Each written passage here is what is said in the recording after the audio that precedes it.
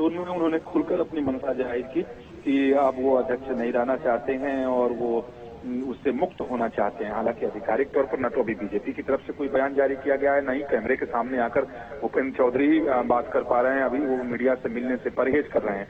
लेकिन जो जानकारी मिली है कि उन्होंने साफ साफ पार्टी अध्यक्ष जेपी नड्डा से कहा, हालांकि पूरे प्रदेश की जानकारी उन्होंने दी और साथ ही कहा कि वो हार की जिम्मेदारी लेते हैं। जो प्रदेश में लोकसभा चुनाव में पार्टी का प्रदर्शन अच्छा नहीं रहा, उसके लिए सीधे तौर पर वो जिम्मेदार हैं। लिहाजा अब वो चाहते हैं कि उन्हें अध्यक्ष पद से मुक्त कर दिया जाए। तो खुलकर पार्टी के नेतृत्व को उन्होंने अपनी बात बता दी, अपनी मंशा जाहिर कर दी है, या यूं कह सकते हैं कि उन्होंने एक तरीके से अपनी मांग पार्टी के सामने रख दी है कि उन्हें हटाया जाए। अब जो दूसरी जानकारी आ रही है कि वो इसलिए इन्होंने अपनी मंशा जाहिर की है कि उनका कहना है कि फिर से उन्हें मोदी माफ करिएगा योगी मंत्रिमंडल में शामिल कर दिया जाए, यानी फिर से उन्हें मंत्री बना दिया जाए। तो एक तरीके से वो मंत्री बनाए जाने की मांग भी इसके जरिए कर रहे हैं।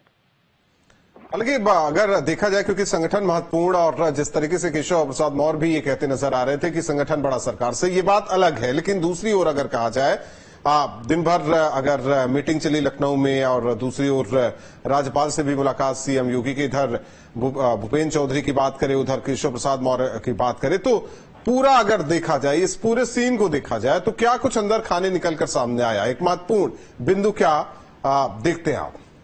ये देखिए कि लोकसभा चुनाव 2024 के चुनाव परिणाम आने के बाद से उत्तर प्रदेश बीजेपी की अगर बात की जाए सिर्फ, तो उसमें सबसे ज्यादा नेताओं में घबराहट दिखाई दे रही है और लगातार वहां बैठ के चल रही है। मंथन हो रहा है कि आखिर कमी कहाँ रह गई, गलती कहाँ हो गई, किस पॉइंट पर जाकर सारी चीजें गड़बड़ हो गई। तो इसको ढूंढ निकालने में लोग लगे हुए हैं और इसी ढूंढ निकालने में जो सत्ता और जो सरकार और संगठन के बीच जो वहां तालमेल बिगड़ा था, जो संबंध खराब हुआ था, वो फुटकर सतह पर आ गया, सामने आ गया पूरी तरीके से। आप देखिए केशव प्रसाद मौर्य का बयान देना राष्ट्रीय अध्यक्ष की मौजूदगी में, प्रदेश के सभी नेताओं की मौजूदगी में, कि सरकार से कभी भी संगठन बड़ा होता है, था, है और रहेगा। वो अपने बयान पर अड़े हुए हैं। आज उन्होंने ट्वीट किया, हालांकि बाद में फिर उसे डिलीट किया, लेकिन फिर से ट्वीट किया। उसमें कहा कि कार्यकर्ताओं का दर्द उनका अपना दर्द है।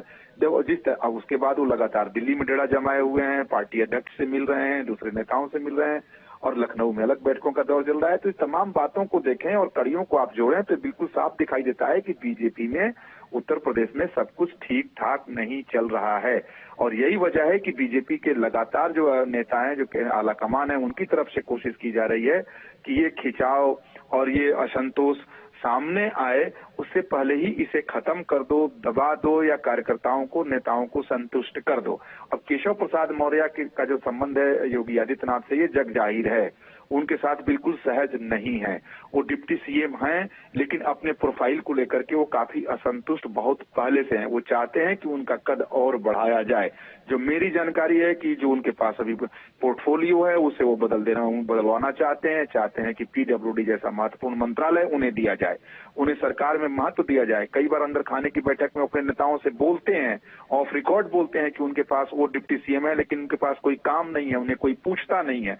तो इस तरह का असंतोष है और उस असंतोष को अब जब मंथन शुरू हुआ लोकसभा चुनाव 2024 को लेकर, कार्यकर्ताओं के असंतुष्ट होने की बात आई, कार्यकर्ताओं के नाराज होने की बात आई, तो उसके जरिए उन्होंने अपनी पूरी बात रख दी और अपनी मंशा जाहिर कर दी कि वो कार्यकर्ताओं के साथ हैं। यानी कार्यकर्ता नाराज हैं तो वो भी नाराज हैं, कार्यकर्ता असंतुष्ट हैं तो वो भी असंतुष्ट हैं। और उसका सरकार से जो है वो संगठन हमेशा ज्यादा महत्वपूर्ण है और बड़ा है। तो ये बात बिल्कुल सही है। तो इसीलिए देखें आप कि कल भी नड्डा के साथ भूपेंद्र चौधरी और केशव प्रसाद मौर्य की मुलाकात हुई। अगर संगठन की ही चर्चा होनी थी तो दोनों नेता साथ आ सकते थे, अलग अलग